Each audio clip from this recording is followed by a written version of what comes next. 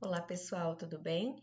Essa é a nossa continuação da aula de ligações químicas, tá? Então a gente vai fazer ela como sendo a segunda parte. Nós vamos falar hoje sobre a ligação iônica, também chamada de eletrovalente ou heteropolar. O que é ligação iônica?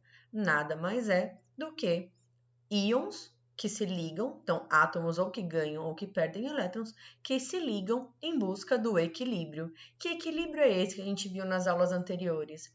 De formar a regra do octeto, né? De se estarem com 8 elétrons na última camada de valência.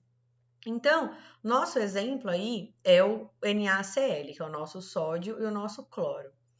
Quando eles se unem porque um está perdendo elétrons e o outro está ganhando elétrons. Essa ligação ela é feita por causa dessa perca e desse ganho. Geralmente, essa perca, esse ganho, ela é realizada entre metais e ametais ou entre metais e o hidrogênio. Por quê? Porque os metais, geralmente, são eles que perdem elétrons, porque eles têm menos elétrons na sua última camada de valência. Enquanto os ametais ganham elétrons, porque eles têm bastante elétrons na sua última camada de valência, tá? Mesmo caso do hidrogênio. Então, aqui no caso do nosso cloro e do nosso sódio, se a gente fizer a distribuição eletrônica, nós vamos perceber que na última camada de valência do nosso sódio a gente tem um elétron apenas, enquanto do cloro a gente tem 7. É mais fácil a gente ganhar um ou ganhar 7 elétrons? É muito mais fácil ganhar um só. Então, o nosso sódio vai doar um elétron para o cloro para que ele fique com 8 na sua camada de valência e ele também vai ficar com 8 na sua última camada. Então, os dois ficam equilibrados. Ele perde um, mas ele continua com 8 na sua última camada de valência, enquanto o cloro ganhou um e fica com 8 na sua última camada de valência. Então, o equilíbrio sempre vai acontecer em busca da regra do octeto, tá? Em busca de ficarem com 8 elétrons na sua última camada, igual os gases nobres, ok? Podem perceber aí, ó, ficou 8 em cada uma das últimas camadas de valência, tá? Então, só uma observaçãozinha para que vocês tenham uma noção. O sódio metálico, só sódio, os átomos de sódio, eles são altamente reativos, ou seja, eles pegam fogo em contato com o ar. O cloro, o gás cloro, é altamente tóxico, se os dois estiverem isolados na natureza. Quando os dois estão juntos, ligados através da ligação iônica, ele se torna o nosso sal de cozinha, que é indispensável para a nossa vida. Vocês devem lembrar lá das aulas de ciências e biologia, da parte do sistema endócrino, né, dos hormônios, que o sal de cozinha é altamente importante para o nosso corpo e principalmente o iodado para a nossa tireoide. Então, o sal de cozinha é extremamente importante para nós, tá? Para nossa alimentação, não é nada tóxico e nem um pouco reativo, tá bom? Quando a gente tem esses compostos através de ligações iônicas, nós temos o que a gente chama de retículo cristalino, ou seja, é uma grade ou uma rede. Por quê? Ó, observem aqui.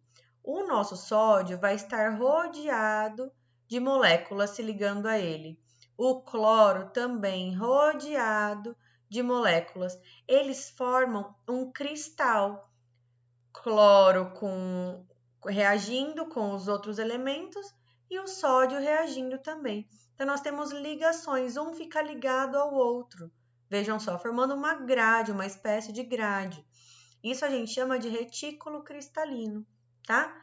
Vai ficar sempre alternando. O cloro envolto de sódio, sódio envolto de cloro, cloro envolto de sódio, sódio envolto de cloro. E assim por diante, tá bom? Então, vai formar assim um cristal de cloreto de sódio. Isso aí tem lá no livro de vocês, na página 100, ok? Como eu vou formar esses compostos, professora? Como que eu vou saber? O exercício vai te dar lá, por exemplo, dois átomos que eles querem que vocês formem um composto iônico. Por exemplo, aí o magnésio 12 e o cloro 17. Como que você vai fazer isso? Um jeito mais simples é você ver ou na tabela periódica, direto, ou você vê fazer a distribuição eletrônica, lá de acordo com o diagrama de Linus-Pauling. Então, ficaria 1s2, 2s2, 2p6, 3s2. Então, minha última camada é a 3s2.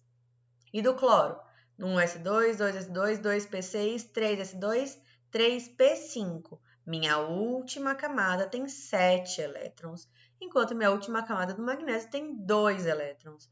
É mais fácil eu perder 2 para ficar com 8, ou eu perder 2 ou eu ganhar 6. Mais fácil eu perder 2. Então, o magnésio perde 2 elétrons e o cloro ganha 1 elétron, para ele ficar com 8 aqui no final, tá? Então, cada átomo de magnésio perde 2 elétrons e cada átomo de cloro só pode ganhar 1 elétron. Beleza. Porque eu tenho 7 aqui e eu tenho que ficar com 8, certo?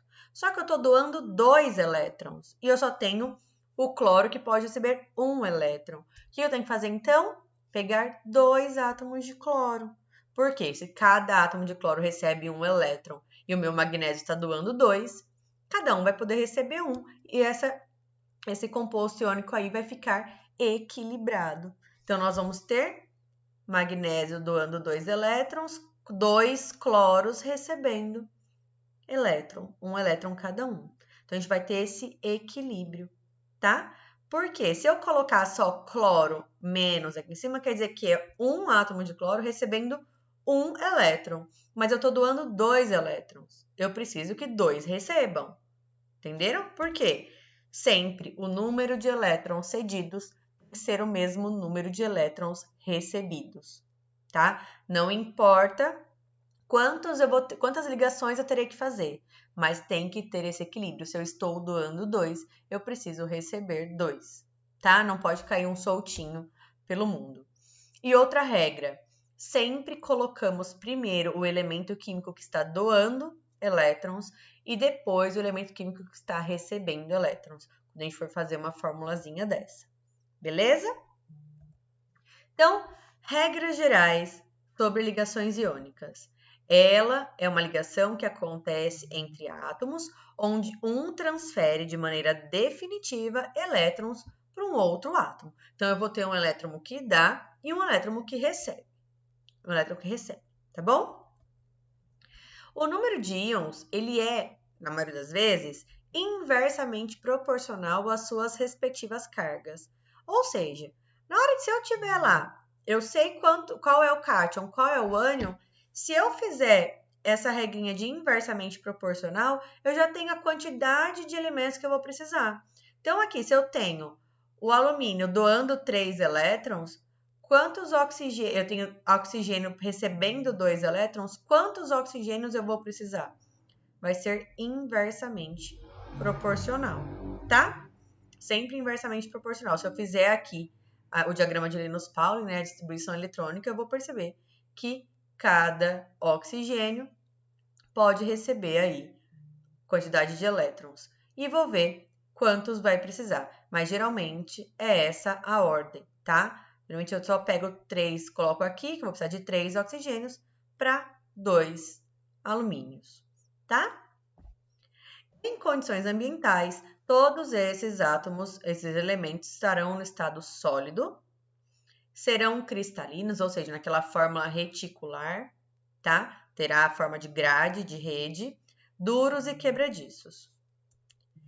Também vão apresentar elevados pontos de fusão e ebulição, tá? Elevadíssimos pontos, coisa que a gente não conseguiria, por exemplo, derreter um sal de cozinha no nosso fogão, tá? Porque o ponto de fusão e ebulição são muito altos.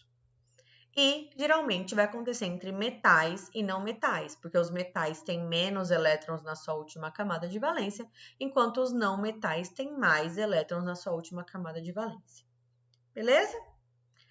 Quanto ao tamanho desses íons, a gente vai falar do raio, lembra que foi da nossa primeira aula? O raio, como que vai ser alterado esse raio? No caso de cátions, ou seja, dos átomos que estão perdendo elétrons, o raio vai ficar menor do que ele era originalmente, quando ele era um átomo neutro. Vejam na imagem. A gente tem aqui o átomo neutro, então, do sódio. A hora que ele perde um elétron, eu fico com o meu núcleo mais positivo do que negativo, lembra? Se o meu núcleo é mais positivo, quer dizer que ele vai atrair mais. Eu estou com um raio menor. No caso do ânion, que ele ganha elétrons, ele vai ganhar mais elétrons, ficando mais negativo do que positivo. Então, os elétrons vão se afastar mais desse núcleo, o que vai aumentar o raio, tá? Então, sempre no caso do cátion, como ele perde elétrons, o raio dele diminui em comparação ao original, ao átomo neutro.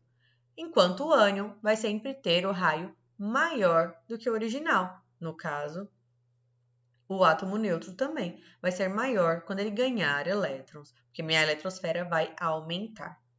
Tudo bem?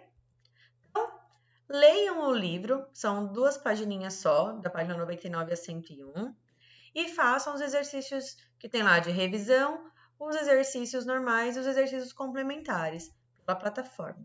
Tá? Qualquer dúvida, estou à disposição, podem me chamar.